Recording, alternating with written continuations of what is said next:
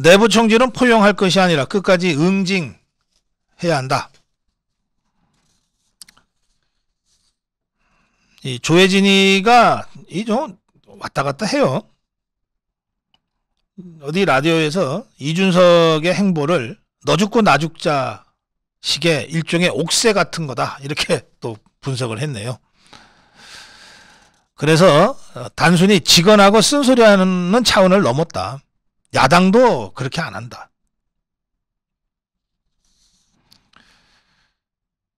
뭐 이런 얘기를 했습니다. 혁신위 부위원장도 빨리 그만둬야지. 그러면 이준석이가 만들어 놓은 건데. 자, 그건 그렇고, 그런가 하면 잊을만 하면 또 슬그머니 기어 나와서 한마디 하는 사람이 있죠. 김종인이. 이자가 또 TV조선 강적들이라고 하는 프로, 그러니까 TV조선은 왜 이런 사람을 부르나 모르겠어. 박지원이, 김종인이, 이런 자들을 불러서 무슨 도움이 된다고. 어쨌든 여기 나와가지고 김종인이가 윤석열 대통령이 이준석이를 포용하고 품어주는 아량이 있어야 된다고 주장을 했어요. 김종인의 이 말을 들으면 윤석열 대통령이 아량이 없다는 얘기 아닙니까?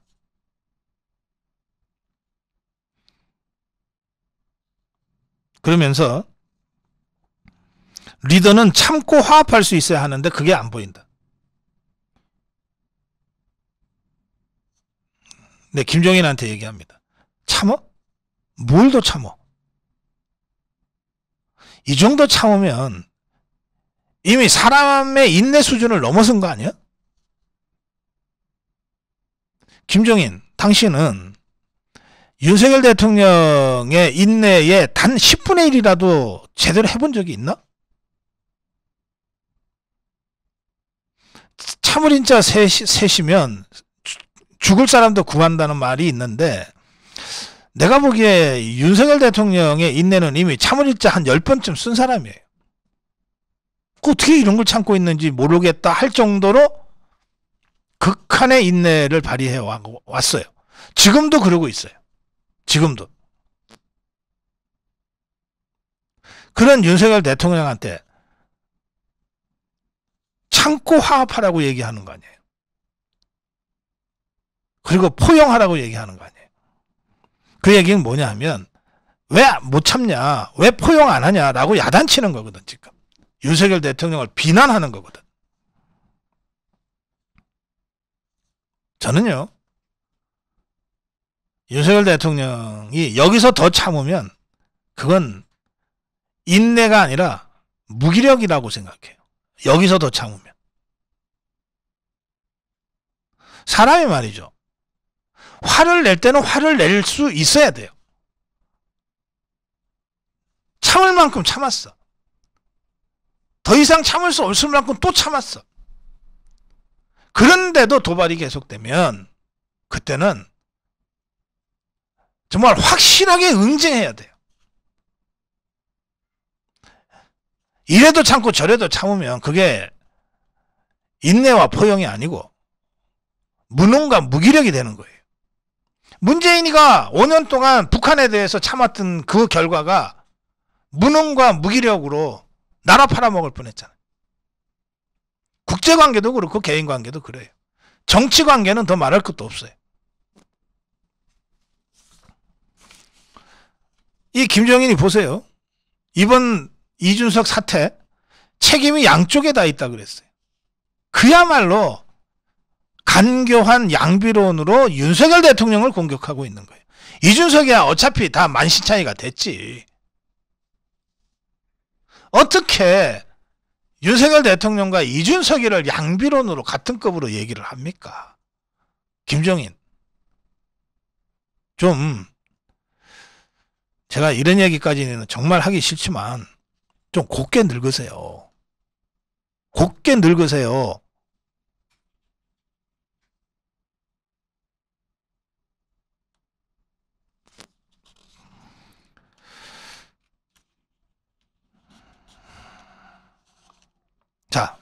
김정인은 이 정도 합시다.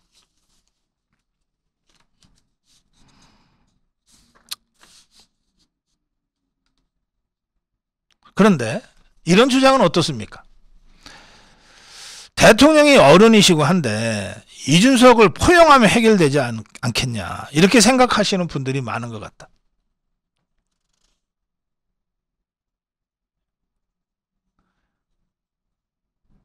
이 얘기는 어떻게 생각하십니까? 조금 전 김정인이 얘기한 얘기를 약간 모드를 바꿔서 다시 되풀이하고 있죠.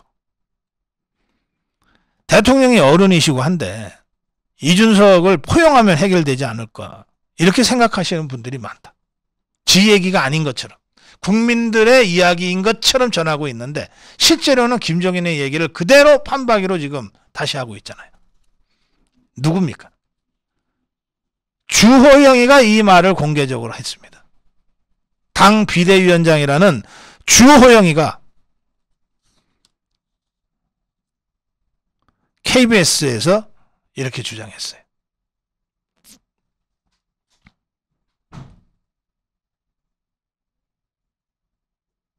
주호영, 다시 환기시켜드립니다.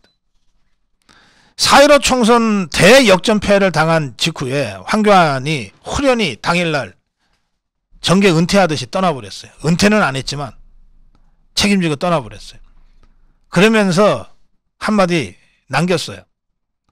당의 이 위기 상황을 김정인 비대위원장이 좀 맡아줬으면 좋겠다. 그래서 김정인 비대위원장 시대가 열렸는데 그게 한 1년 갔습니다.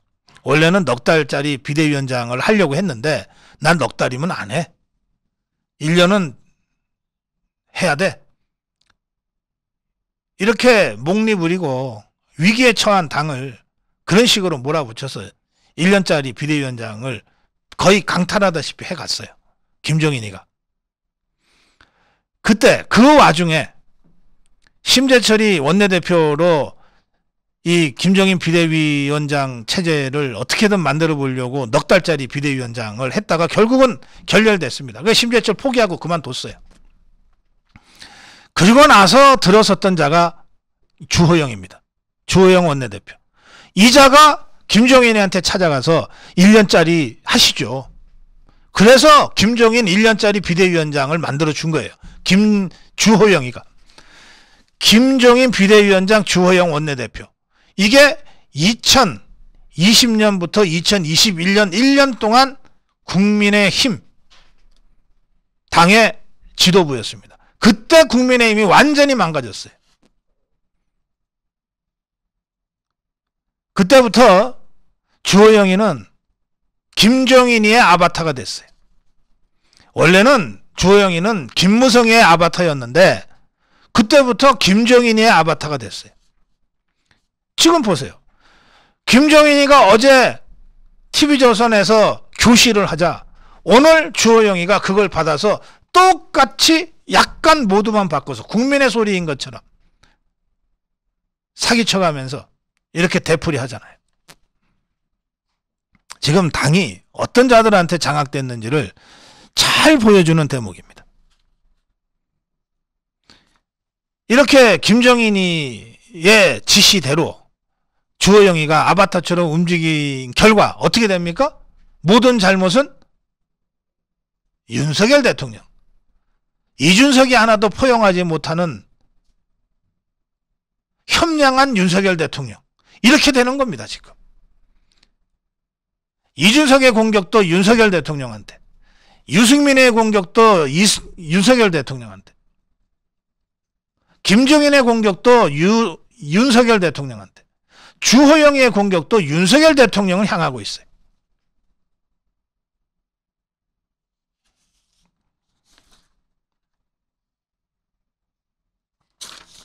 그래서 제가 오늘 칼럼 이렇게 주장합니다. 내부 총질은 포용할 것이 아니다.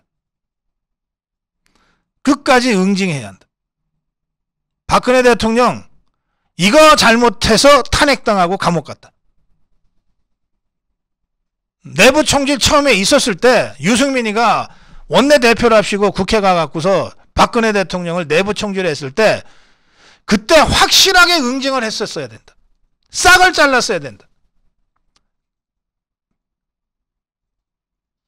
그때 설마 하면서 놔주는 바람에 이 내부 총질했던 자들이 세력적으로 김무성이 유승민을 중심으로 모여서 똘똘 뭉쳐서 결국은 박근혜 대통령을 탄핵하고 감옥에 보내버렸다. 지금 이 배후에 나는 김무성이가 있다고 생각하는데 나서지는 않지만 김무성, 김종인, 유승민, 주호영, 이준석, 권성동 이런 자들이 5년 전 박근혜 대통령을 탄핵할 때의 그 탄핵 구도로 움직이고 있다. 그러면서 이 이준석 사태의 모든 책임을 윤석열 대통령한테 덮어씌우고 있다.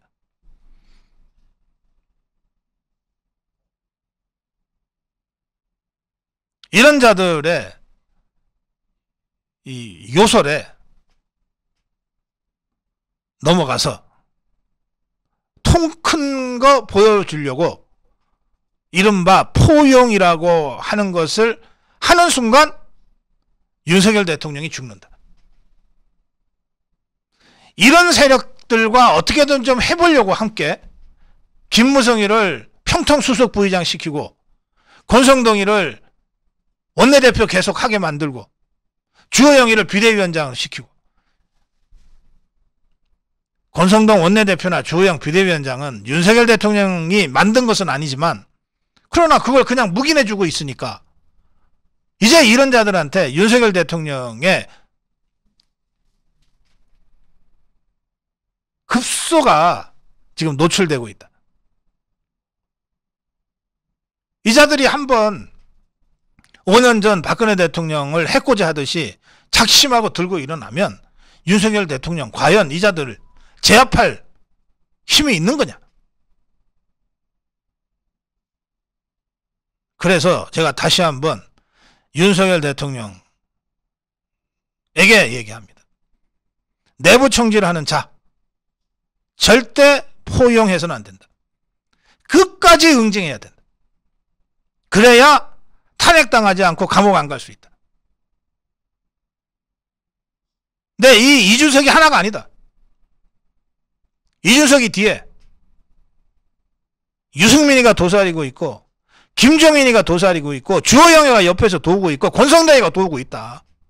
그리고 그건 맨 마지막에 김무성이가 지금 모든 것을 지휘하고 있다.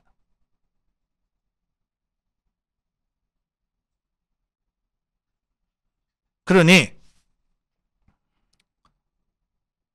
뱀을 잡을 때는 대가리를 먼저 치는 겁니다.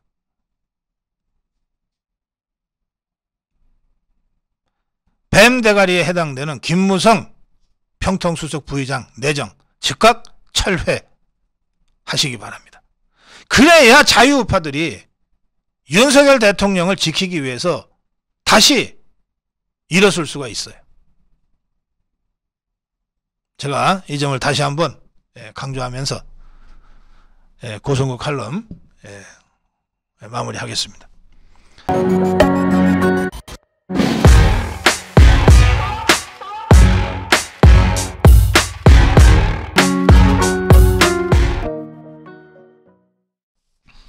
네, 고성국 칼럼 보내드리겠습니다. 이번에 대표를 잘 뽑아야 정권 재창출에 성공할 수 있다. 뭐 너무나 당연한 얘기입니다만, 당연한 얘기지만 왜 이게 중요한 것인지는 다시 한번 강조해 드리겠습니다. 2024년 총선은 좌파 척결을 완성하는 선거여야 합니다. 지금 우리가 문재인 정권을 심판하고 문재인 좌파 폭정을 제거하고 문재인 좌파 5년 동안 쌓아놓은, 또 그 전에 노무현 정권, 김대중 정권 15년간의 좌파 정권 하에서 켜켜이 쌓아 올린 좌파 적폐를 척결하기 위해서 윤석열 정부를 출범시키지 않았습니까? 그러니까 윤석열 대통령이 이 좌파 적폐 척결을 위해서 백방으로 노력하고 있다고 저는 느낍니다. 그런데 좌파들이 국회의석 169석으로 단단하게 방어막을 치고 있기 때문에 윤석열 대통령이 법과 시스템에 의해서 좌파 적폐를 척결하려고 해도 여러 가지 한계들에 부딪히게 돼 있는 거예요. 이런 상황에서 2024년에 만약에 우리가 총선에서 또 한 번 져버리면 그때는 좌파 척결은 말할 것도 없고 윤석열 정부가 식물정부로 전락하게 됩니다. 그래서 진정한 정권교체의 완성은 2024년 총선 승리를 할 때 비로소 완료되는 것이다. 지금은 절반만 정권을 되찾아 온 것입니다. 2024년 총선에서 우리가 최소한 과반 의석의 승리를 거둬야 빼앗겼던 입법 권력까지 되찾고 그리고 곧이어 사법부 권력까지 되찾아서 3권을 완전하게 되찾아오는 거예요. 그래야 제대로 된 좌파 적폐 척결을 할 수 있습니다. 그때부터 제대로 일할 수 있는 거예요.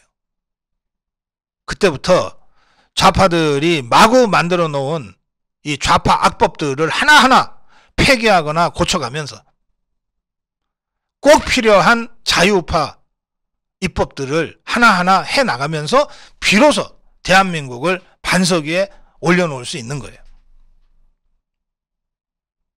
그걸 해야 될 이 총선 승리입니다. 그러니까 이번에 뽑을 대표는 바로 그 총선을 승리로 이끌어야 될 최고사령관인 거예요. 최고사령관. 현장의 최고사령관이 이번에 뽑을 당대표인 겁니다. 그러니까 첫째도 총선 승리, 둘째도 총선 승리, 셋째도 총선 승리가 이번에 뽑을 대표의 덕목이어야 되는 거예요. 이렇게 해서 총선 승리를 해야 완전한 정권 교체가 이루어지는 것이고 그 힘을 가지고 좌파들이 마구 만들어 놓은 좌파 악법들을 폐지하면서 자유우파의 진정한 입법들을 해나가면서 2026년 지방선거 그리고 2027년 대선을 향해서 진군할 수 있는 겁니다. 그러니까 정권 재창출, 2027년에 정권 재창출의 결정적인 이 대회전이 2024년 총선에서 먼저 벌어지는 거예요. 그러니까 이 총선 승리를 위한 대표를 뽑아야 되는 거죠. 자, 그러면 총선 승리를 이끌 이 당대표, 누가 총선 승리를 이끌 당대표의 자격이 있는가? 저는 딱 하나 보면 된다고 생각합니다. 딱 하나만 보면 된다. 뭐냐? 총선 승리를 위해서 자기 정치 욕심을 버릴 수 있는 사람이냐 아니냐 이것만 보면 돼요. 자기 정치 욕심을 버릴 수 있는 사람이냐. 총선 승리와 윤석열 정부의 승리, 총선 승리와 윤석열 정부의 성공, 그리고 자유우파의 정치적 승리를 위해서 자기 정치 욕심을 내려놓을 수 있는 사람이냐 아니냐 이게 유일하고 가장 중요한 판별 기준이에요. 자기 정치에 욕심을 갖게 되면 자기 따르는 사람들한테 공천 주려고 할 수밖에 없고 미래의 자기 경쟁자 2027년 대선 경선 과정에서 자기를 위협할 수 있는 경쟁자들을 미리 잘라야 되겠다라고 생각을 하게 되거든요. 이런 자기 정치 욕심이 들어가면 공천이 다시 파행으로 갑니다. 공천 파동이 발생할 수밖에 없어요. 공천 과정에서 자기 세력은 공천 많이 주고 자기 경쟁, 미래의 경쟁자 쪽에 있는 사람들은 공천 학살을 하려고 할 테니까. 그러면 공천이 혁명이 일어나는 게 아니라 공천 파행이 벌어진단 말이에요. 그러면 지는 거예요. 이번에 총선을 승리로 이끌 당대표의 유일한 자격은 자기 정치를 내려놓을 수 있느냐 없느냐입니다. 안철수건 김기현이든 나경원이든 윤상현이든 김태호든 누구든 이번에 당대표에 도전할 사람은 자기 정치를 포기하고 도전해야 됩니다. 쉽게 말해서 나 이번 대선에 안 나가겠습니다 하고 도전해야 되는 거예요. 그런 정도의 선당후사를 실천하지 않으면 대표가 되더라도 총선 승리를 이끌어갈 수가 없어요. 대표가 되더라도 총선 승리를 장담할 수 없단 말이에요. 대통령과 다른 자기 정치를 하다가 같이 망한 케이스가 있습니다. 2016년 박근혜 대통령과 김무성이가 자기 정치 욕심을 하나도 버리지 않고 당대표가 돼버렸기 때문에 박근혜 대통령과 김무성이가 따로 가게 된 거죠.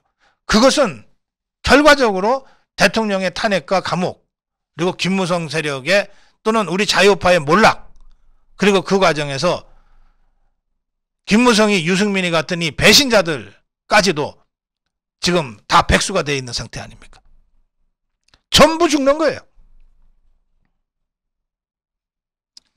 그래서 자기 정치를 내려놓는다는 뜻은 뭐냐면, 구체적으로 얘기하면 윤석열 대통령의 성공, 윤석열 정부의 성공, 국민의힘의 총선 승리, 대선 승리, 그리고 그 과정을 통해서 자유파의 정치적 진군에 자신의 정치를 맞춰갈 수 있는 사람, 이런 사람이 대표의 자격이 있다는 겁니다. 처음도 선당후사, 끝도 선당후사입니다. 자기 정치를 내려놓고 윤석열 정부의 성공, 윤석열 대통령의 성공, 자유파의 정치적 승리에 모든 것을 헌신할 수 있는 사람, 이 기준만이 이번에 뽑을 당대표의 유일하고 절대적인 기준입니다. 자, 여러분, 그 기준을 가지고 누가 그것을 실천할 수 있겠는가? 안철수가 그걸 실천할 수 있겠는가? 나경원이 그걸 실천할 수 있겠는가? 김기현이가 그걸 실천할 수 있겠는가? 김태호가 그걸 실천할 수 있겠는가? 윤상현이가 그걸 실천할 수 있겠는가? 다 아니라고 하면 이걸 실천할 수 있는 또 다른 누군가가 없는가? 제가 5명을 거론한 것은 주로 언론에서 거론되기 때문에 거론한 것이고요. 이 사람들이 다 자기 정치를 포기할 사람들이 아니다라고 판단한다면, 그러면 정말로 자기 정치를 포기하고 대통령의 성공, 윤석열 정부의 성공, 자유파의 정치적 진군을 위해서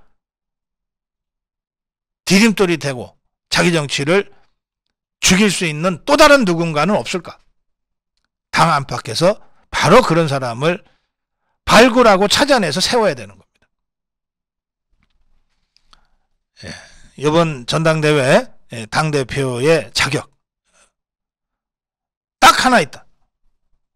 자유파의 정치적 승리, 윤석열 정부의 성공을 위해서 자기 정치를 내려놓을 수 있는 사람, 그 사람을 저도 열심히 찾고 있습니다. 여러분도 열심히 함께 찾아주시기 바랍니다.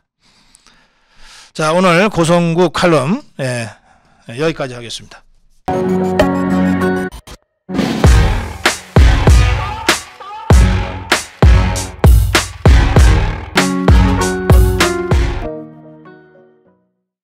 오늘 고성국 칼럼은 정치 시간표에 대한 말씀을 드리고자 합니다. 이 정치 시간표라고 하는 게 뭐냐면요, 뭐 간단한 겁니다. 원래 정치 시간표는 다 정해져 있어요. 이준석이가 중징계를 당하고 비대위가 출범해서 대표에서 쫓겨나기 전에는 이준석이가 당대표였으니까 이 자의 임기가 2년이란 말이에요. 그러면 이자가 6월에 뽑혔으니까 2023년 6월까지가 임기인 거죠. 그리고 임기가 다 되기 전에 새 지도부를 뽑아야 되니까 내년 한 3, 4월 정도에 전당대회를 하면 되겠다. 이제 그렇게 우리가 역으로 계산해서 시간표가 나오잖아요. 그러면 당대표에 도전하려고 하는 생각을 갖고 있는 국민의힘 의원들은 내년 4월부터 전대가 벌어질 거라고 예상하고, 그러면 올해 말까지는 정기국회에 좀 집중해서 국정에 몰입하고, 그리고 정기국회 끝난 다음에 겨울 국회도 일종의 겨울방학을 12월, 1월 이렇게 지내거든요. 그때부터 내가 본격적으로 전국을 다니면서 당원들을 좀 만나야 되겠다. 뭐 이런 식으로 나름 계획을 짤 수가 있어요. 또 의원들, 특히 당대표에 도전할 정도의 이 중진 의원들은 대체로 이 상임위, 뭐 외통이라든지 이런 상임위 관련해서 외국에 무슨 시찰을 한다거나 하는 일정들이 많이 잡힙니다. 그러니까 이런 경우에도 전대를 앞두고 있으면은 이거 나는 이번에 전대 나가야 되니까 이번에는 해외 시찰은 내가 다른 후배 의원한테 좀 양보해야 되겠다. 이런 식으로 조정도 해요. 그러니까 아주 아름답게 조정되는 거죠. 근데 이런 것들이 정치 시간표가 있어야 가능해지는 거예요.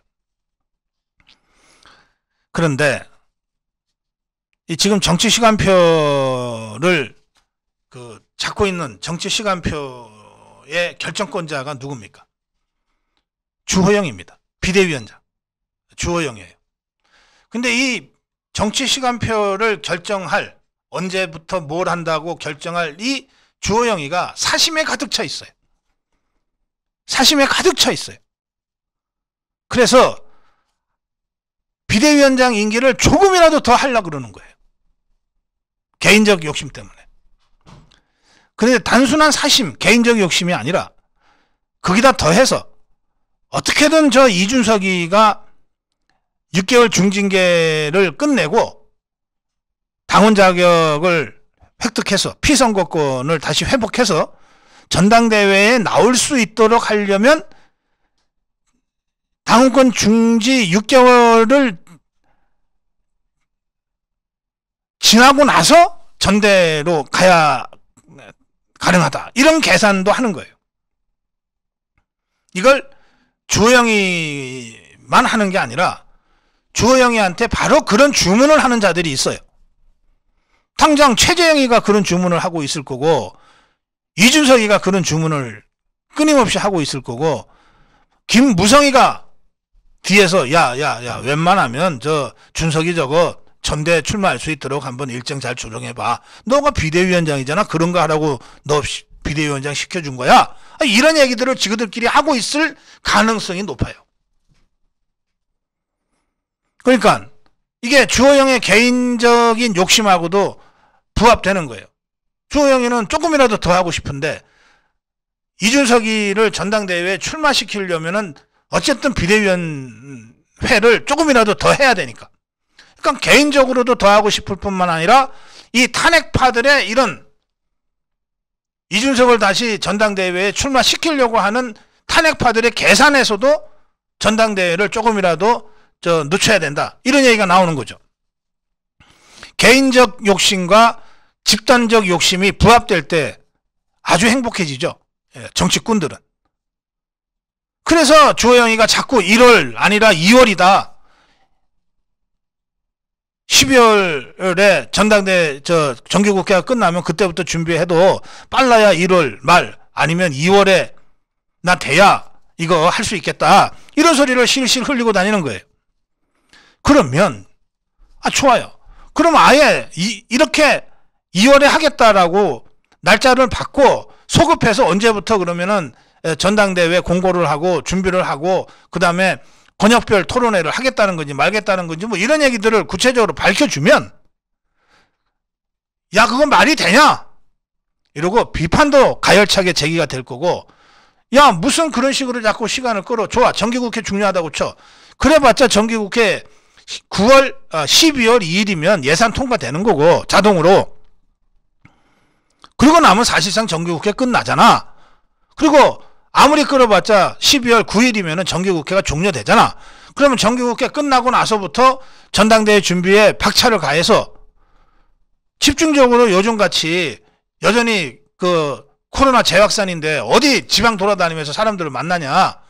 그러니까 TV 토론 집중적으로 하면 되지 않아. 그러면 12월 둘째 주, 셋째 주 TV 토론 5번 하자. 그렇게 해서 전당대회 투표하면 12월 25일, 26일 할 수 있겠네. 하다못해 이렇게라도 반론이 제기되거나 할 수 있단 말이에요. 근데 이자가 그런 반론이 많이 예상이 되니까 아예 자신의 시간표를 제시하지 않으면서 시간을 뭉그적거리면서 끌고 있는 거예요. 그러면서 슬슬 언론 플레이를 하는 겁니다. 아이, 저 12월까지는 정기국회 때문에 그때부터 준비해도 1월이나 돼야 아이고 1월 너무 빡빡하지 않아? 한 2월 정도의 대표를 이런 식으로 해서 시간을 6개월 이상 가져가겠다고 슬슬 바람을 피우고 있는 거예요. 그러다가 이게 대통령실에서는 그런 발언을 한 적 없다고 하지만 그러다가 윤석열 대통령이 사석에서 내년 전대가 무슨 얘기냐? 라고 하는 얘기가 마침내 나오게 된 거죠. 정치 시간표라고 하는 것은 각 정치 세력이나 정치인들이 처해 있는 입장에 따라서 무지무지 예민한 상황이에요. 이미 새를 모아놓고 준비가 다 돼 있는 입장에서는 하루라도 빨리 해야 되고 아직 준비가 안 돼 있는 상황에서는 하루라도 늦춰야 되는 거죠. 더구나 이준석이를 어떻게든 족쇄를 풀어서 전당대회에 한 번 더 출마를 시켜야 되겠다고 생각하는 탄핵파들의 입장에서는 무조건 6개월 이상을 끌어야 되는 거예요. 그 전권을 주호영이라는 자가 손아귀에 들고 있어요. 그런데 이 자는 개인적 욕심이 가득한 자라서 하루라도 더 하면 무조건 지한테 좋다고 생각하는 자예요. 당을 생각하는 자가 아니에요. 당을 생각했으면 그 자가 탈당을 하고 바른미래당 만들고 그런 짓을 했겠어요? 탈당파들은 당을 생각하는 자들이 아니고 자유파를 생각하는 자들이 아니고 대한민국을 생각하는 자들이 아니에요. 오로지 자기 정치밖에 몰라요. 그러니까 이런 자가 지금 비대위원장을 하고 있는 거예요. 그래서 시간표를 제시를 하지 않고 있어요. 의문스럽기 짝이 없죠. 음흉하고 교활하기 짝이 없죠. 그냥 깔고 앉아 뭉개고 있는 거예요. 이렇게 해서 시간이 질질질질 가면 무조건 자기들한테 좋다는 거예요. 그래서 제가 오늘 강력하게 요청합니다. 즉각적으로 비대위가 조기전대를 언제 할 것인지 그리고 그 조기전대를 위한 선거관리위원회를 언제 발족시킬 것인지에 대한 입장을 빨리 밝혀라. 디테일하게 TV 토론을 몇 번 하니 뭐니 하는 것은 비대위가 할 일이 아니에요. 그거는 선거관리위원회가 따로 있어요. 곧 구성이 될 겁니다. 그러니까 선대위를 지금 구성해도 돼요. 지금 구성해서 한편으로는 당의 비상 상황에 대처하고 한편으로는 어차피 조기전대를 해야 되니까 조기전대를 위한 선대위를 지금 구성해서 전대회와 관련된 룰 점검 작업을 지금 시작하면 돼요. 그래서 선대위가 우리가 검토해 보니까 룰은 이렇게 TV 토론은 몇 차례 그리고 시점은 토론은 12월 둘째 주부터 셋째 주, 넷째 주까지 그리고 최종적으로 전대는 12월 며칠 충분히 가능하다. 지금 당의 비상 상황을 감안할 때 우리가 한시도 허투루 쓸 수 없다. 최대한 빨리 조기전대를 하자. 근데 이런 식으로 시간표가 제시가 돼야 된단 말이에요. 이것을 빨리 제시하라는 거예요. 이걸 미적거리고 의문스럽게 깔아뭉개는 한 윤석열 대통령과 같은 윤석열 대통령의 그 발언, 아니 내년에 전대를 한다는 게 무슨 얘기냐 라고 하는 얘기들은 다시 나오게 돼 있어요. 이제는 대통령이 아니라 자유파 국민 모두가 다 그 얘기를 주호영이한테 하게 돼 있다고. 투명성. 이럴 때일수록, 어려울수록 정도를 가라고, 이럴 때일수록, 비상 상황일수록 정치 시간표를 투명하게 공개하고 그 공개된 시간표에 당력이 집중되도록, 그리고 제대로 준비되도록 이렇게 만들어야 될 책임이 있다. 비대위가. 그렇게 제가 말씀드립니다. 즉각 조기전대 정치 시간표를 제시하라. 이 점을 제가 오늘 고성국 칼럼에서 되풀이 강조 주문합니다.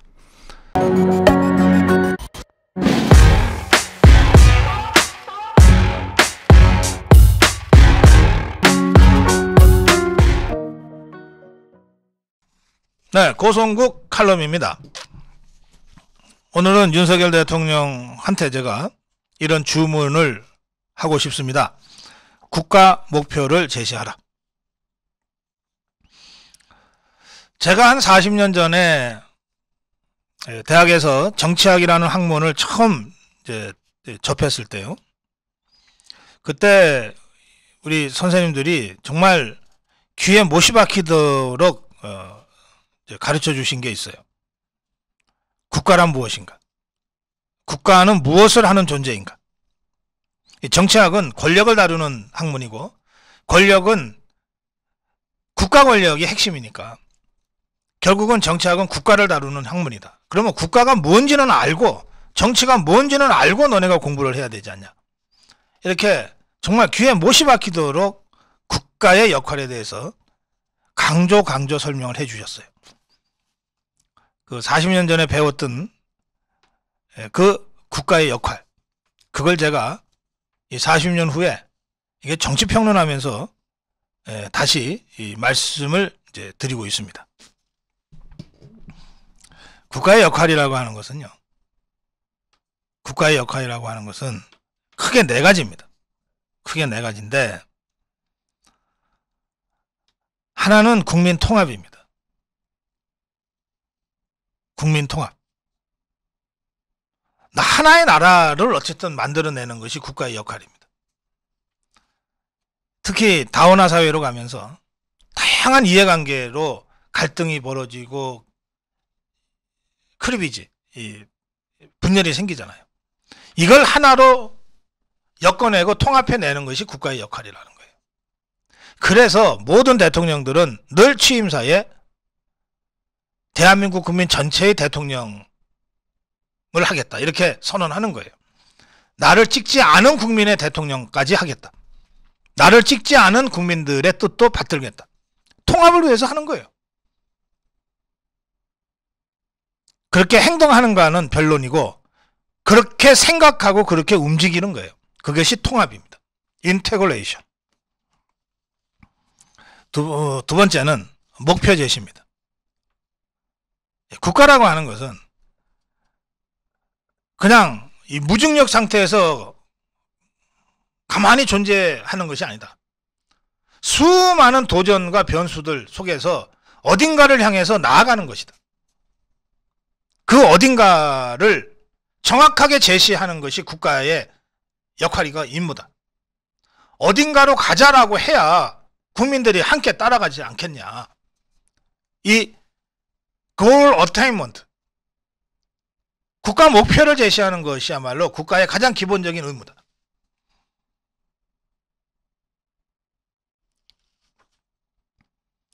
세 번째가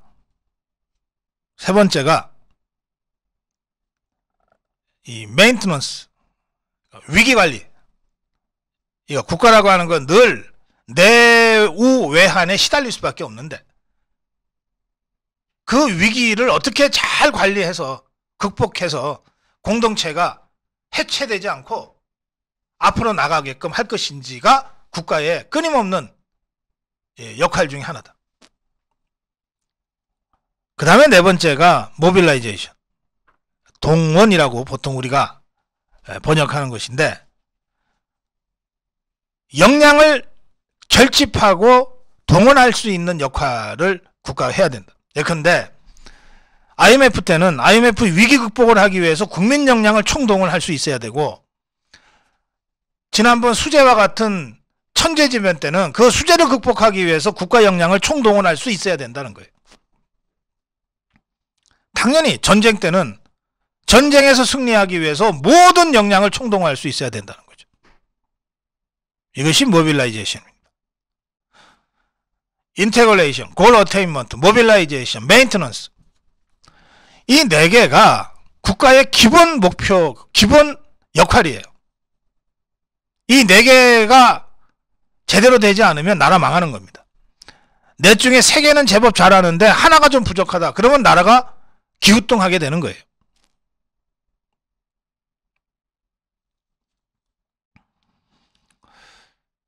저는 윤석열 대통령이 이 네 가지 역할 중에 인테그레이션, 국민 통합 기능, 국민 통합이라고 하는 그 역할은 정확하게 아주 투철하게 인식하고 있다고 생각해요.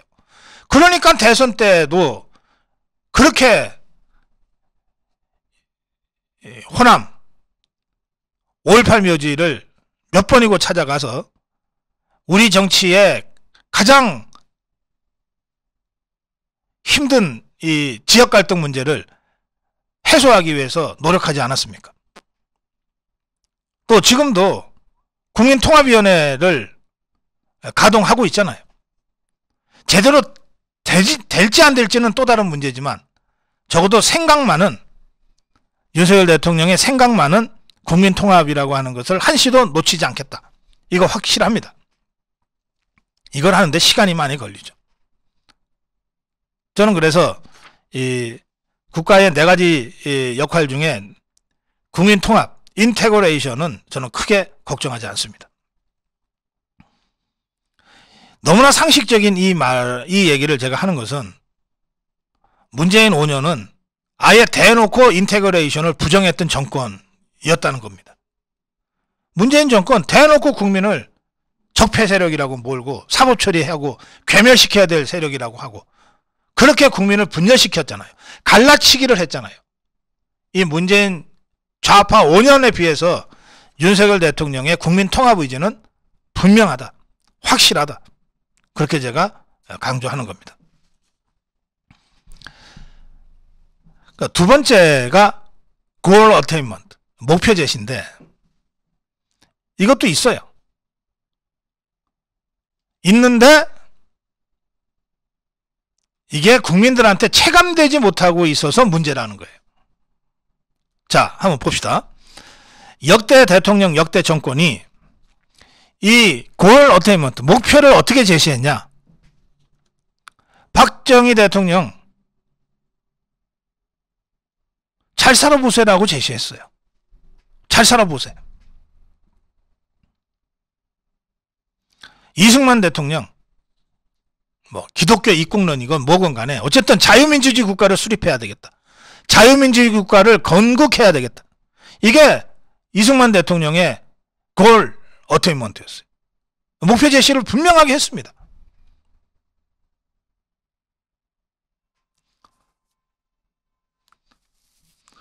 김영삼 대통령 문민개혁 뭐 달리 설명할 필요도 없잖아요. 그 국가 목표가 분명하게 딱 제시가 되잖아요. 그러면 그에 상응하는 윤석열 대통령의 국가 목표는 뭐냐?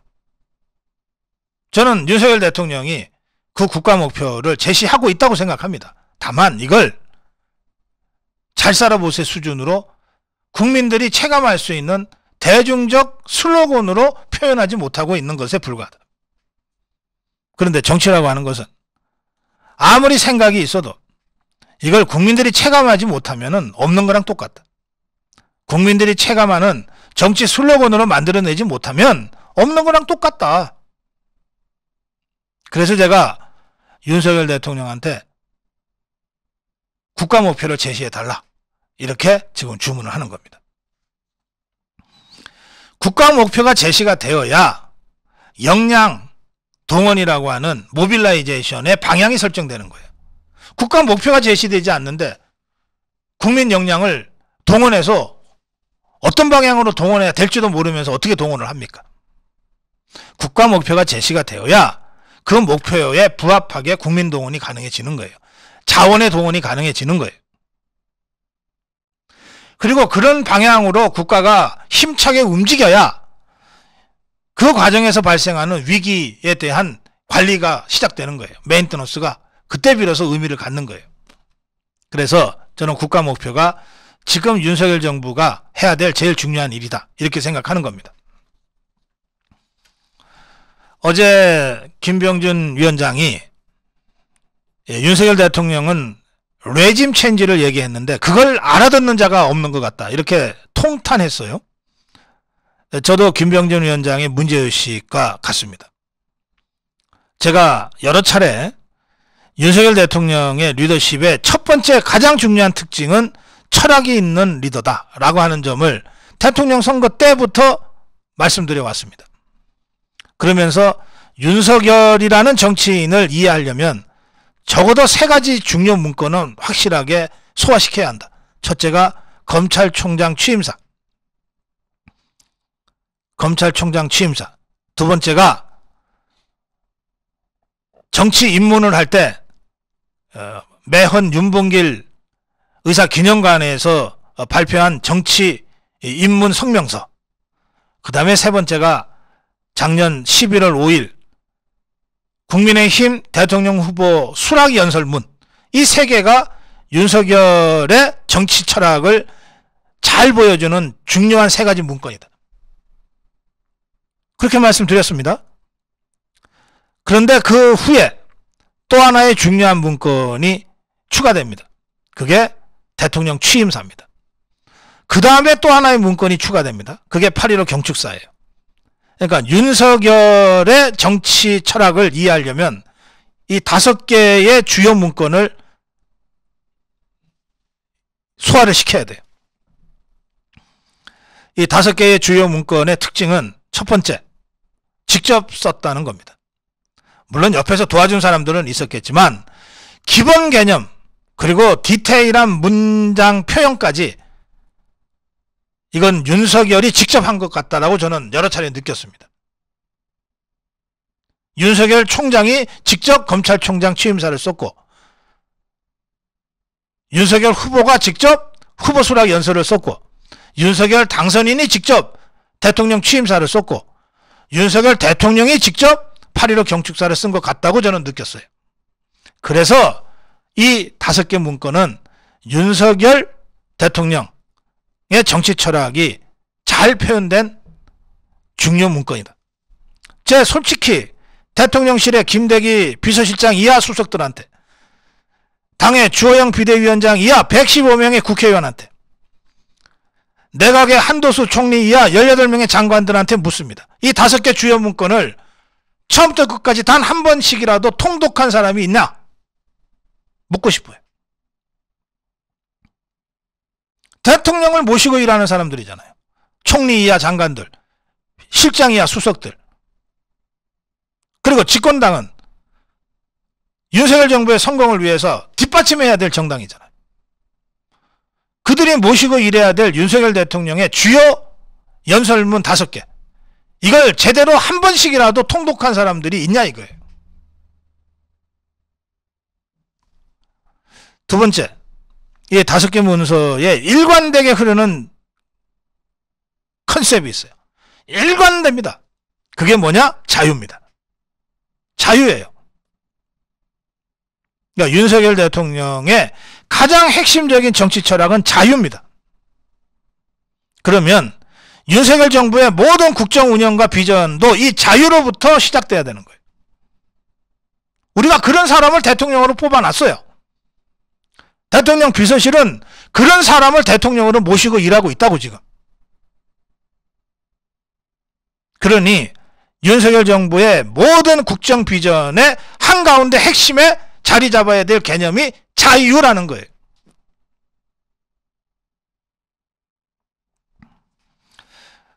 그래서 이 윤석열 대통령이 생각하는 이 자유라고 하는 것, 이것을 저는 제 식대로 표현하자면 일종의 시프트다. 시대적 전환이다. 김병준 위원장은 레짐 체인지라고 얘기했고 저는 시프트, 시대 전환이라고 지금 설명합니다. 어디로부터 어디로의 레짐 체인지냐? 어디로부터 어디로의 시대 전환이냐? 지금까지의 국가주도 개발, 국가주도 근대화, 국가주도 산업화, 국가주도 민주화로부터 이제는 자유시민 주도의 새로운 사회, 자유시민 주도의 새로운 시대로의 전환을 윤석열 대통령은 꿈꾸고 있는 것이다. 이 거대 담론을 이해하지 못하면 윤석열 정부의 국가 비전을, 윤석열 정부의 골 어테인먼트, 이 국가 목표를 제대로 정립하고 슬로건화 할 수가 없다.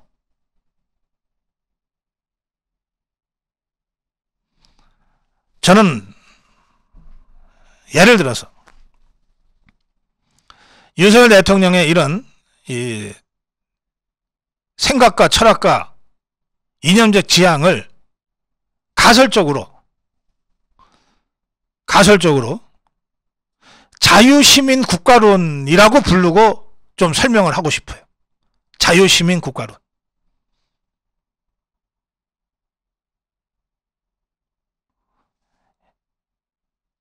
이를테면 우리가 흔히 말하는 부국 강병은 안 맞는 것 같아요. 지금 윤석열 대통령의 생각과도 다르고 지금의 시대 상황과도 달라요. 부국 강병. 20세기 산업화 시대의 부국 강병론은 안 맞는 것 같아요. 또 그런가 하면 강소국론도 안 맞는 것 같아요. 우리가 소국이 아니거든요.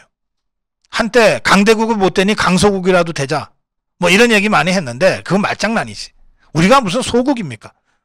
세계 5위의 군사대국인데, 세계 10위의 경제대국인데, 뭔가 강대국과 강소국 이런 접근도 아닌 것 같아요. 또 한때 일본 수상했던 호소가와가 했던 일본 열대 개조론, 뭐 이런 식, 뭔가 국민들한테 아 맞아 하고 체감되는 뭔가를 지금 국민들이 바라고 있거든요.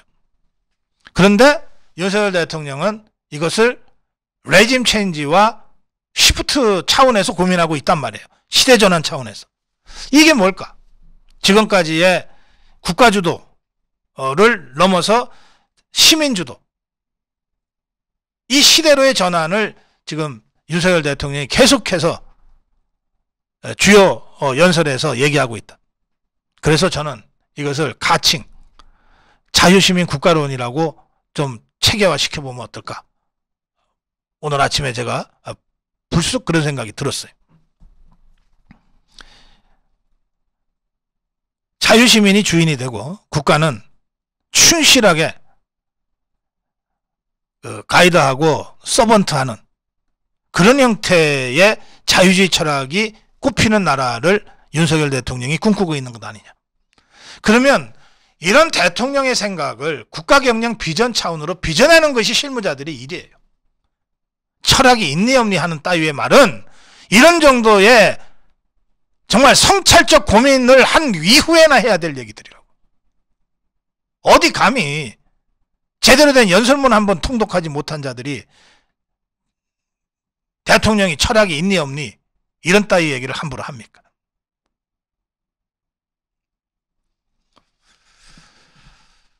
네, 윤석열 대통령에게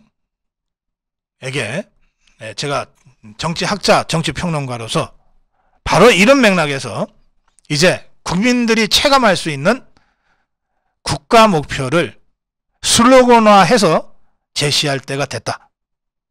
그 점을 제가 대통령한테 주문 드리는 걸로 오늘 고성국 칼럼 마무리하겠습니다.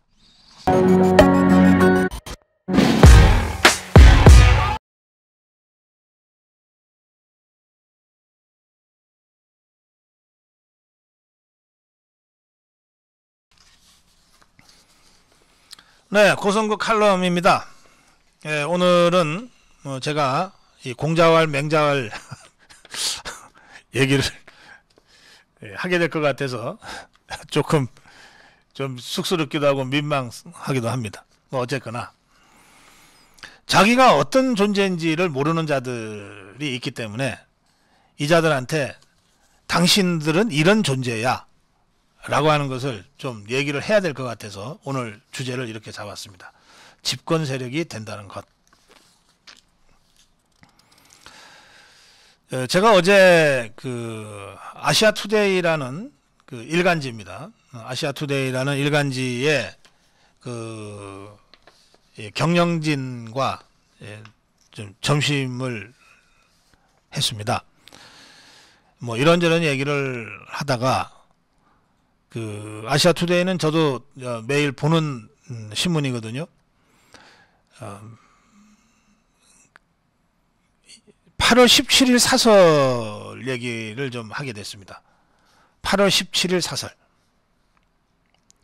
여러분도 아시아투데이를 치시고 8월 17일자 사설을 치시면 지금 제가 전해드리는 내용을 확인하실 수가 있습니다. 이때 사설을 제가 기억하는 것은 보통 사설이 왜 2편이나 3편으로 이렇게 나눠서 나오잖아요. 아시아투데이도 보통 2편을 사설로 보내는데 이날은 통으로 사설 1편을 내보냈습니다. 그러니까 특별한 편성을 한 거죠. 그래서 제가 이게 뭐지? 그리고서 좀 주의 깊게 봤던 기억이 납니다. 이 사설은 윤석열 대통령 취임 100일을 맞아서 그 윤석열 정부 100일을 평가한 사설입니다. 국가의 틀을 정상화시킨 여정. 이게 윤석열 대통령 100일을 평가한 이 규정입니다. 국가의 틀을 정상화시킨 여정이었다. 윤석열 대통령 취임 100일은 국가의 틀을 정상화시킨 여정이었다. 사실 이 취임 100일을 맞아서 많은 언론, 대다수 언론이 다 사설로 다뤘습니다. 그런데 다 쓴소리에다가 이런저런 주문을 했던 사설들이지 이런 식으로 그 의미를 적극적으로 해석하고 그 연장선에서 이 비전을 제시하는 사설은 거의 없었습니다. 그래서 여러분 아시아투데이 8월 17일자 사설을 한번 꺼집어내서 한번 살펴보시기를 바란다 이렇게 말씀드립니다. 이 사설의 내용은 이렇습니다. 윤석열 대통령이 취임 100일 맞아 시작도 국민, 방향도 국민, 목표도 국민임을 가슴에 새기고 있다고 밝혔는데 윤석열 대통령 본인은 100일에 대한 자평을 자제했지만 우리가 보기에 아시아투데이입니다. 아시아투데이가 보기에 윤석열 정부 100일은 국가의 큰 틀을 바로잡는 여정이었다. 비정상의 정상화를 내걸고 국정의 틀을 짧은 기간 안에 정상화했다. 그중 큰 변화 3가지를 꼽겠다. 첫째는 자유민주주의와 시장경제의 정상화, 둘째는 한미동맹의 정상화, 그리고 3번째는 탈원전 정책의 정상화. 자세한 내용은 여러분들 사설을 직접 참고하시기 바랍니다. 결론은 이렇습니다. 윤석열 정부 100일 짧은 기간이었지만 문재인 정권과 완전히 차별화되는 국가의 큰 틀을 정상화시킨 매우 중요한 여정이었다.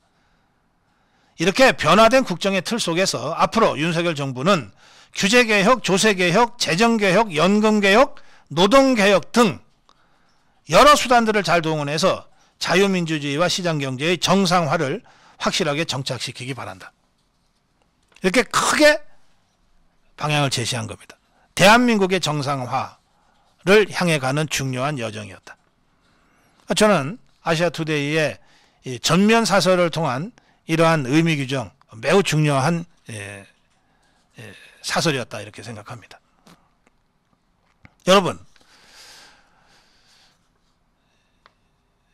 신문 구독자 많은 언론이 꼭 올바른 언론이라고 할 수 있습니까? 비록 구독자 숫자는 얼마 안 되고 매체 영향력은 적어도 제대로 옳은 소리, 정론을 펼치는 언론이 진짜 언론 아닌가요? 이 아시아투데이 8월 17일자 사설을 여러분 꼭 한번 보시기 바랍니다.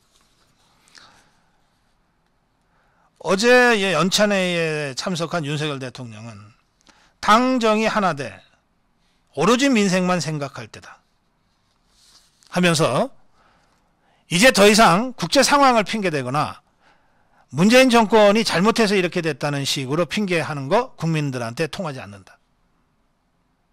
국민에게 신뢰를 드릴 수 있는 당정 간 튼튼한 결속을 만들어내자. 그러면서 여러분들 모두가 다 윤석열 정부의 주인이다. 이걸 여러 차례 당부했습니다.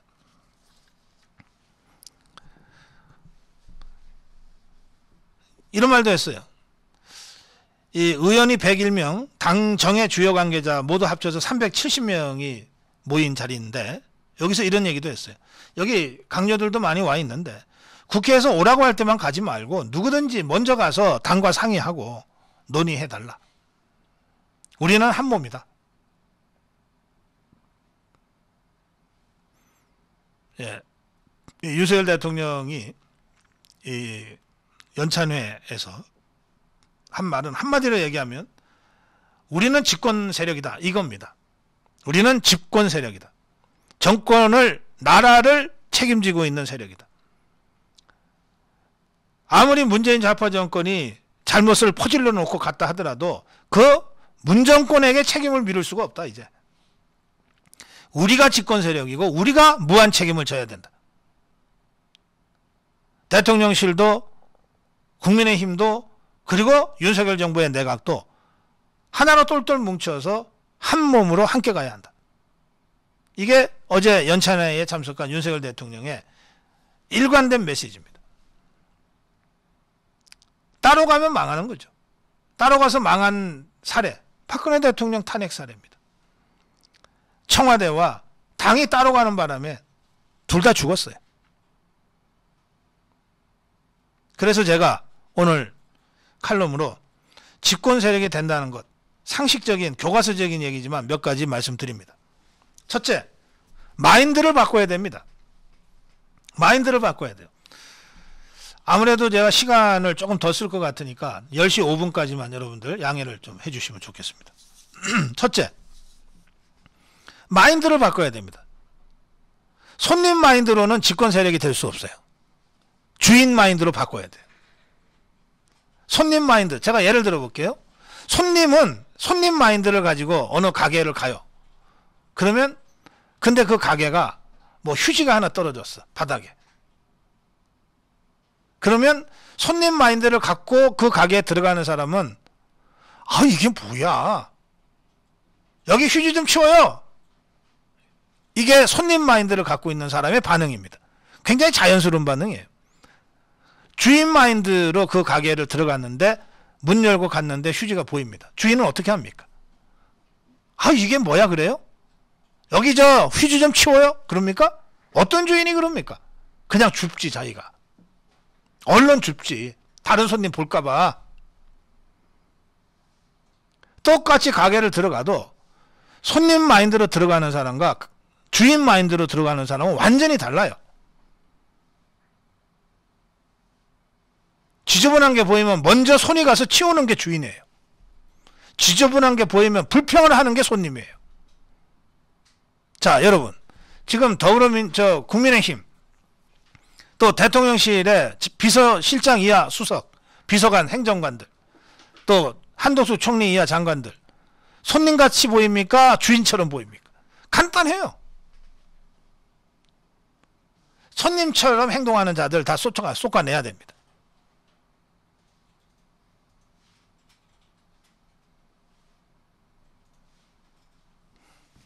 마인드의 전환이 제일 중요합니다. 마인드가 집권 세력 마인드로 안 바뀌었는데 그 행동이 집권 세력 행동이길 어떻게 기대합니까? 정주영 회장이 생전에 계열사 사장들하고 얘기할 때 계열사 사장들이 뭐 이런저런 터무니없는 탁상공론 같은 걸 가지고 오면 한마디 쥐어박는 듯이 했던 말들이 있었다고 하죠. 뭐냐? 어이 임자, 네 돈 같으면 그렇게 쓸래? 네 돈 같으면 그렇게 쓸래? 남의 돈이니까 그렇게 허투루 막 계획 짜는 거 아니야? 그런 얘기죠. 이게 고용 사장이냐 오너냐의 차이입니다.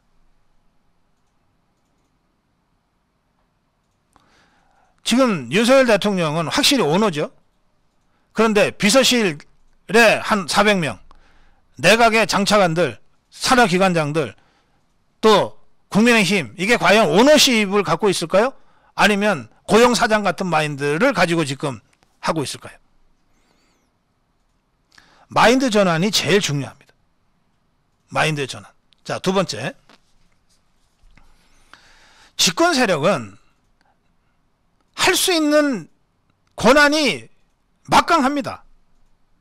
뭐 더불어민주당 169석의 이 야당 때문에 할 수 있는 거 하나도 없다 그러지만 웃기는 소리. 그 한동훈이는 왜 그렇게 열심히 하는데? 좌파들이 죽이지 못해서 안달이 나 있는 한동훈이는 왜 이것저것 시행령까지 고쳐가면서 하는데, 다 이게 정부의 권한을 어떻게 사용하는가에 따라 달라지는 거예요. 엄청난 힘을 갖게 돼 있어요. 지금 우리가 윤석열 정부의 장관들이, 차관들이, 또 비록 숫자는 밀리지만 집권당이 된 국민의힘 115명의 국회의원들이, 대통령실에 400명의 비서관 행정가들이 막강한 권한을 갖고 있단 말이에요. 이 권한을 자각해야 돼.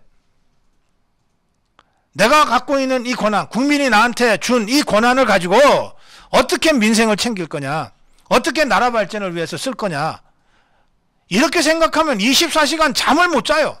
그 부담 때문에 너무너무 힘들어. 국민이 우리한테 준 이 권한, 이 책임과 이 권한을 어떻게 국민을 위해서, 나라를 위해서 쓸 거냐.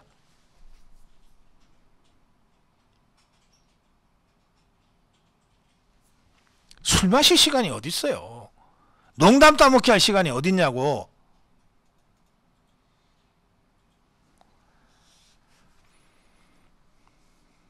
힘을 자각해야 돼요. 우리가 강력한 힘을 갖고 있는 집권 세력이라고 하는 이 힘을 자각해야 된다고. 네, 세 번째는 무한 책임을 느껴야 됩니다. 무한 책임. 책임의 끝이 없어요. 집권 세력이기 때문에. 야당이 잘못한 것까지도 궁극적으로는 집권 세력인 우리의 책임으로 돌아오게 돼 있어요. 푸틴이 우크라이나를 침공했어요. 우리하고 무슨 관계가 있어요? 그러나 그로 인해서 발생한 나비 효과로 인해서 발생한 유가 폭등, 곡물가 폭등, 이거 언제까지나 푸틴 욕만 하고 있을 거예요? 이 문제까지도 결국은 집권 세력의 책임으로 돌아오는 거예요. 그럼 국민들이 푸틴한테 항의하라 그래요? 결국은 윤석열 정부, 윤석열 대통령한테 불만을 토하고 항의할 수밖에 없어요. 우리 국민들은. 그래서 무한 책임을 가져야 된다는 거예요. 무한 책임. 마인드가 집권 세력 마인드로 전환돼야 되고, 우리가 갖고 있는 힘을 자각해야 되고, 그 힘에 근거한 무한한 책임을 느껴야 집권 세력이 되는 거예요. 저는 솔직히 얘기할게요. 제 눈에는 윤석열 대통령 한 사람만 이런 집권 세력으로서의 자기 자각이 있는 것 같아요. 나머지 김대기 실장이야 400여 명의 대통령실의 요원들, 한덕수 총리 이하 장관 차관들 수백 명에 달하는 이 고위공직자들, 115명의 국민의힘 국회의원들, 당직자들 전부 진정으로 집권 세력으로서의 자기 자각을 하고 있는 것으로 제가 보지 않습니다. 그러니까 하는 일마다 손님처럼 수수방관하고 속수무책 당하기나 하고, 남의 일처럼 강 건너 불 보듯이 얘기하고, 정치인이 아니라 평론가처럼 분석이나 하고 앉았지.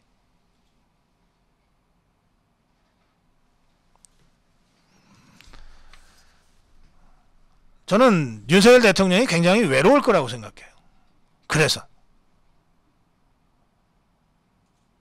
뭔가 정권을 운영하려면 공동의 오너십이 보여야 되는데 오너는 자기 하나고 전부 어디서 저 월급이나 좀 더 안 주나 하고 오너 눈치나 보는 사람들이 쫙 둘러싸여 있다고 한번 생각해 보세요.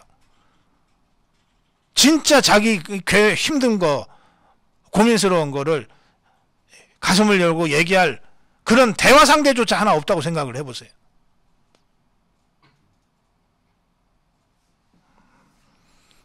중간 리더들의 역할이 어느 때보다 중요하다. 그 점을 말씀드립니다. 집권 세력이 된다는 거 선거에서 이기는 걸로 자동으로 되는 거 아닙니다. 야당에서 여당으로 되는 거 그냥 의석수 바뀐다고 되는 거 아니에요.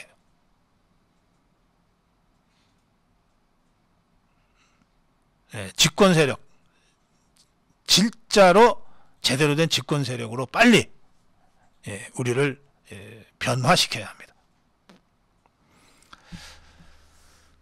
네, 고성국 칼럼이었습니다.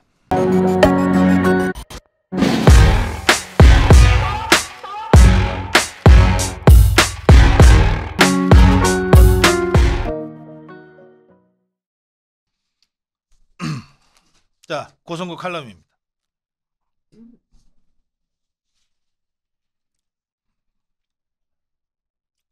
제가 지금 상황의 그 해법의 출발이 권성동의 원내대표직 사퇴에 있다. 이 말씀을 제가 어제 저녁부터 오늘 아침까지 계속 드리고 있습니다. 그걸 전제로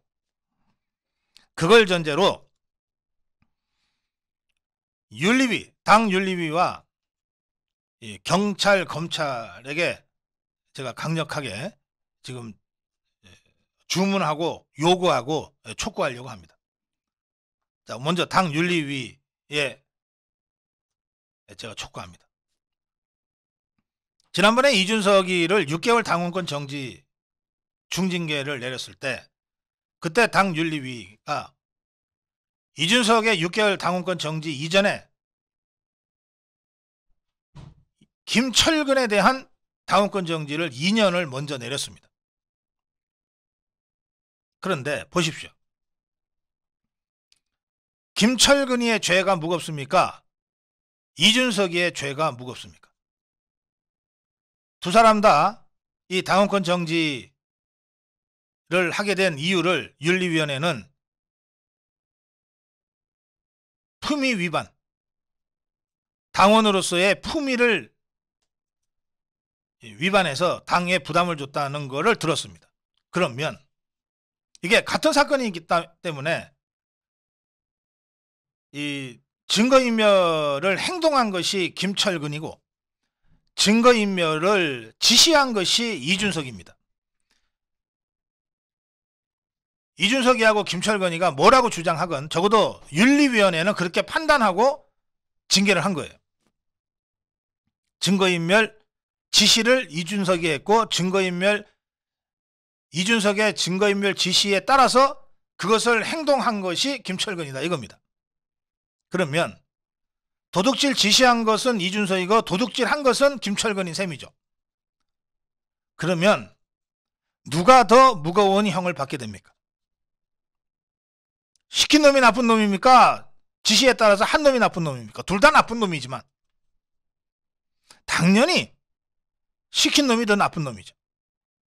그래서 교사범이 더 형이 무거운 겁니다. 그런데 윤리위는 그걸 거꾸로 했어요. 교사범, 시킨 놈은 당원권 6개월밖에 징계를 안 하고 지시에 따라서 행동을 한 놈은 당원권 2년을 정지시킨 거예요. 완전히 거꾸로 된 겁니다. 그 바람에 이준석이가 6개월만 당원권 정지되면 그 다음에 당대표 복귀할 수 있다 이렇게 살아나게 된 거예요. 일말의 희망의 끈을 이준석이가 갖게 됐고 이거 가지고서 권한쟁의 소송을 하니 뭐니 하게 된 겁니다. 지금 당은 임명진 비대위원장 때 당원권 정지 1년이 최고 징계였는데 그것을 3년으로 높여놨습니다. 그러니까 김철건이가 당원권 정지 2년 내 중징계를 받았으면 이준석이는 당연히 그보다 더 무겁게 또는 최소한 똑같게 2년이나 3년의 당원권 정지를 징계를 했어야죠. 그게 상식에 부합하는 겁니다. 그랬으면 1년밖에 당 대표 임기가 없는데 2년 또는 3년 당원권 정지가 내려졌으면 그걸로 끝나는 거죠. 뭐 권한쟁의가 어쩌고 저쩌고까지 갈 필요도 없게 되는 거죠.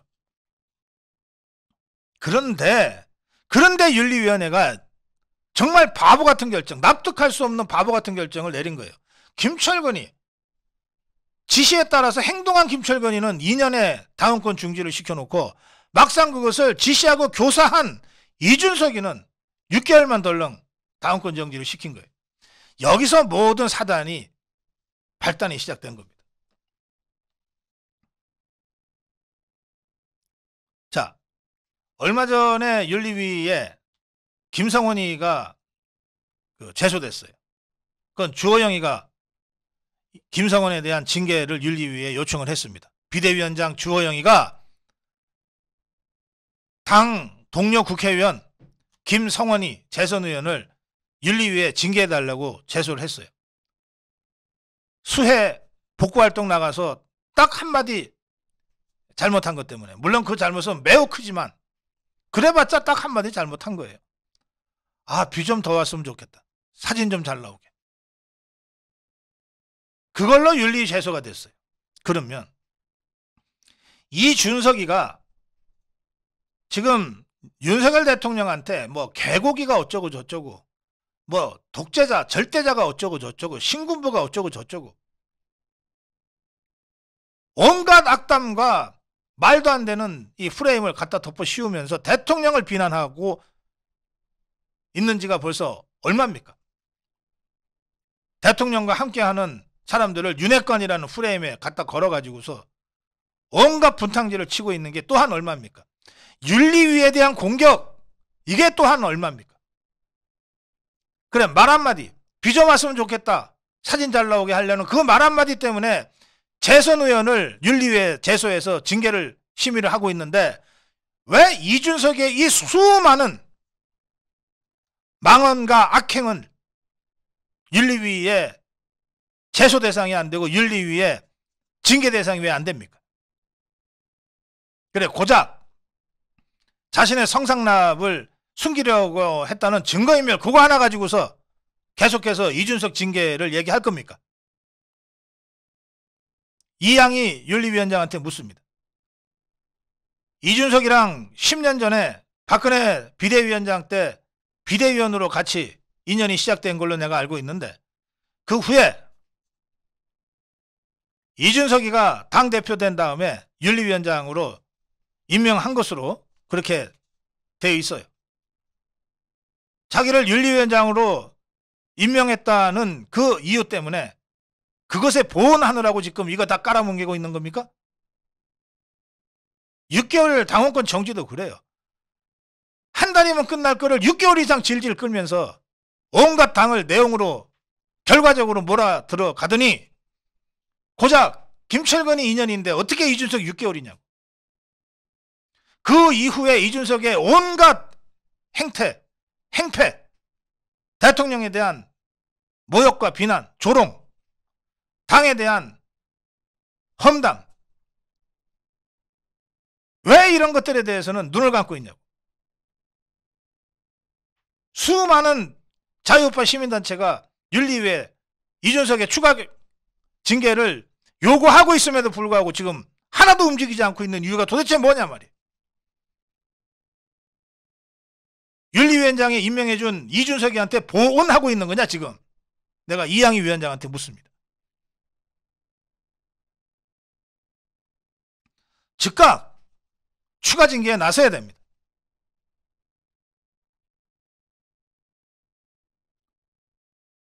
제명시켜야 돼요. 쫓아내버려야 됩니다. 이미 선을 넘어도 한참 넘었어요. 집에 들어와서 온갖 폐륜적인 행동을 하고 있어요. 아무리 자식이라도 집에 들어와서, 짐다 갔던 자식이 집에 들어와서 용돈 안 내놓는다고 어머니 때리고 아버지 때리고 이러고 있어요 지금. 근데 그걸 계속 놔둬요? 당장 경찰이라도 불러서 감옥에 집어넣든지 쫓아내야지. 최소한 쫓아는 내야 될 거 아니야, 집 밖으로. 이양희 위원장과 윤리위원들, 우리 자유파 국민들이 보고 있다고. 도대체 언제까지 이렇게 무능하고 무책임하게 자리나 지키고 있을 거냐 말이야.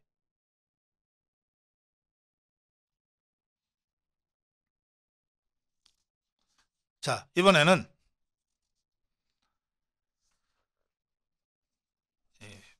검찰과 경찰한테 제가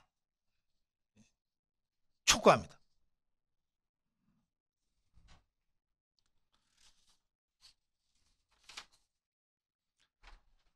이 이준석이는 성상납을 받은 사람으로 지금 돼 있습니다. 뭐 이준석이는 성상납을 받았고, 이준석이한테 성상납을 한 것은 김성진이라는 아이카이스트라는 벤처기업의 사장, 대표입니다. 우리가 잠시 후에 이 서정욱 변호사하고 이런저런 문제를 좀 법률적으로도 짚을 것인데요. 이게 성상납은 성을 뇌물로 상납했다는 뜻 아닙니까? 뇌물로. 그러면 뇌물을 준 사람과 뇌물을 받은 사람은 공범으로 같이 처벌되는 겁니다. 그런데 왜 김성진이라는 사람만 감옥에 가 있고 이준석이는 아직도 저렇게 바깥에서 뛰어다닙니까? 이게 정상적입니까?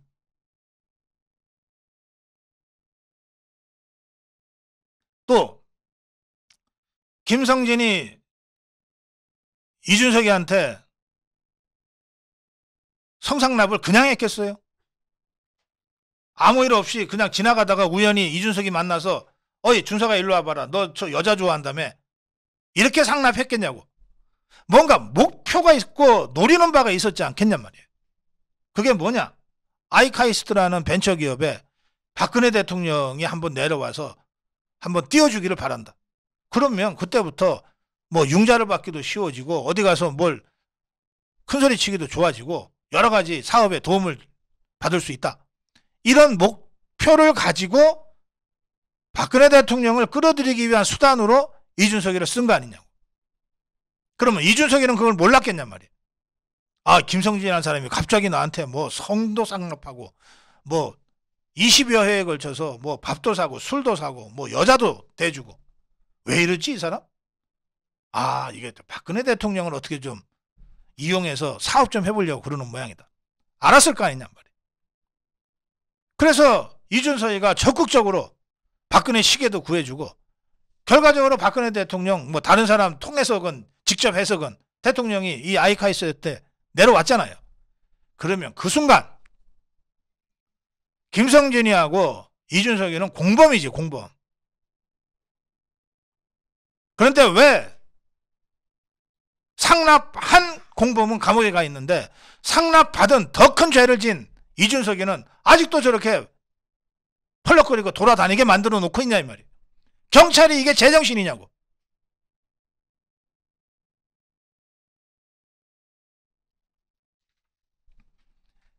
이준석과 관련해서 경찰이 김성진을 조사를 지금 5번 했어요. 언제 했냐? 6월 말과 7월 초에 2번 했어요. 그전에는 하지도 않다가 문재인 좌파 정권 하에서는 아예 손도 대지 않고 있다가 정권 바뀐 다음에 더 이상 덮어둘 수가 없으니까 어쩔 수 없이 6월 말 7월 초에 2번 했어요. 이준석 관련을 묻기 위해서. 그리고 7월 말 8월 초에 또 3번이나 했어요. 아, 이 정도 했으면 그 무슨 복잡한 사건도 아니고, 김성진이가 이준석이한테 성상납을 했고 20여 차례에 걸쳐서 각종 향응 제공을 했는데, 그리고 그 김성진이 그걸 구체적으로 다 설명하고 있잖아요. 왜 그걸 했는지, 어떻게 했는지. 그 정도 했으면 이제는 이준석이를 붙잡아다가 물어봐야지. 소사를 하고 조사를 해야지. 왜 아직도 그걸 안 하고 있냐고. 이거야말로 경찰의 직무유기 아니냐고.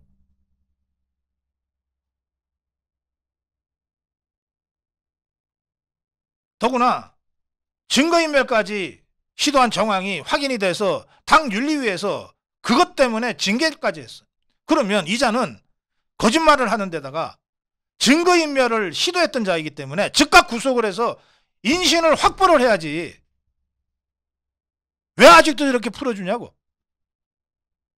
이게 대한민국 경찰이란 말이야. 윤희근 도대체 뭐 하는 거야? 이상민 장관은 도대체 뭐 하는 거냐고. 왜 이런 것 하나 제대로 처리를 못해.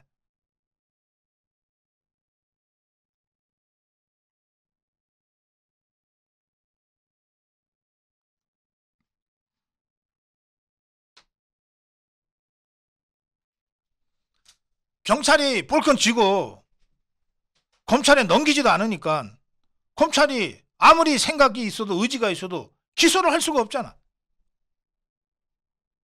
기소를 하는 순간 당직이 전부 박탈되는데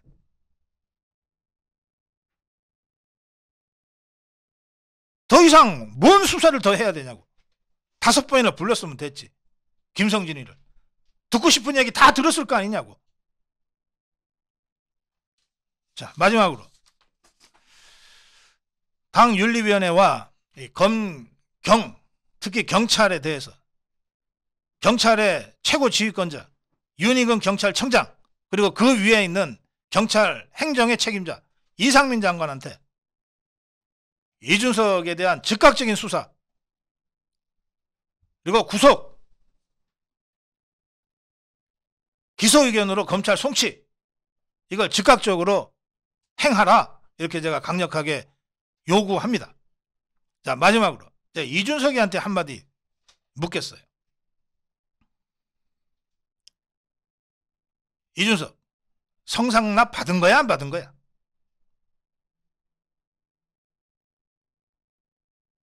거짓말을 해도 좋은데 받았다 안 받았다 딱 부러지게 얘기하라고. 거짓말을 하면 거짓말한 죄가 더 붙여질 테니까. 지금껏 단 한 번도 이자가 성상납을 받았다 안 받았다고 딱 부러지게 얘기를 하지 않고 있어요. 자꾸 딴 소리만 해. 성상납 받은 거야 안 받은 거야? 문제의 본질은 그거 아니야.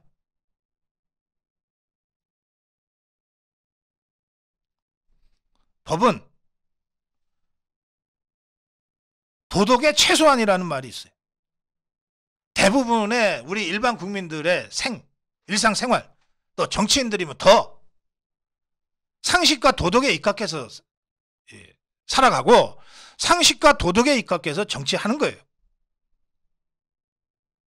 그 도덕칙에 반하면 일반 국민보다 더 엄격하게 정치인들이 그 도덕칙에 반하는 언행을 했을 때 책임지는 거예요. 그게 공인이기 때문에 그래. 그걸로 안 될 때 어쩔 수 없이 법으로 규제하고 처벌하는 건데 성상납 받은 것이 죄가 되는지 안 되는지 공소시효를 넘겼는지 안 넘겼는지 그게 중요한 게 아니라고.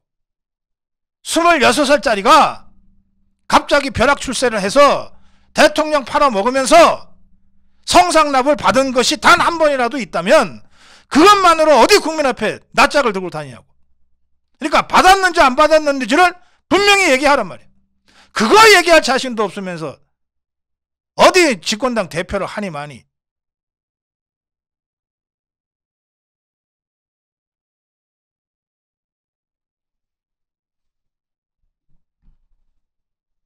네, 고성욱 칼럼 여기까지 하겠습니다. 방송 잘 보셨습니까? 정권은 바뀌었지만 세상은 아직 변하지 않았습니다. 지상파와 종편 프로그램을 진행하는 진행자는 아직 한 명도 바뀌지 않았습니다. 방송사의 사장들도 그대로 있습니다. 3년 전부터 고성국TV의 모든 동영상에는 수익 창출을 못하게 하는 노란 딱지가 붙었습니다. 그런데 정권이 바뀐 지금도 고성국TV의 모든 동영상에는 여전히 노란 딱지가 붙고 있어서 방송국 운영에 어려움을 겪고 있습니다. 정권이 바뀌었어도 광고 탄압은 지금도 여전히 계속되고 있습니다. 여러분이 자유우파의 전문방송을 지켜주십시오. 한 달에 10,000원씩 후원하시는 만만회원이 되어주셔서 고성국TV에 힘을 주십시오. 감사합니다.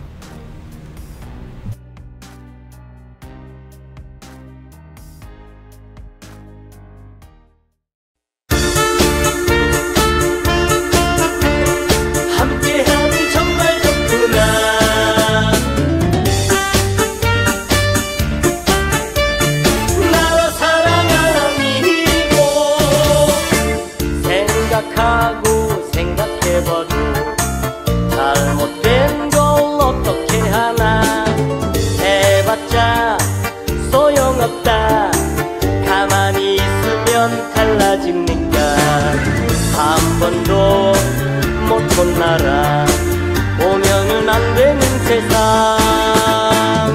이번엔 우리가 한다.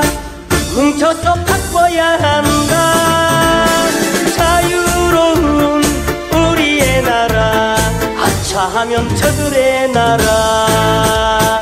어림없다 걱정 없다. 아미고가 지킨다.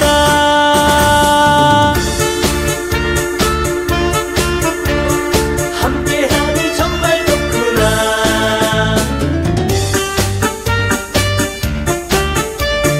나라 사랑아미고. 생각하고 생각해봐도 잘못된 걸 어떻게 하나 해봤자 소용없다. 가만히 있으면 달라집니까? 한 번도 못 혼나라. 오면은 안 되는 세상. 이번엔 우리가 한다. 뭉쳐서 바꿔야 한다. 자유로운 우리의 나라. 하차하면 저들의 나라. 어림없다 걱정 없다. 아미고가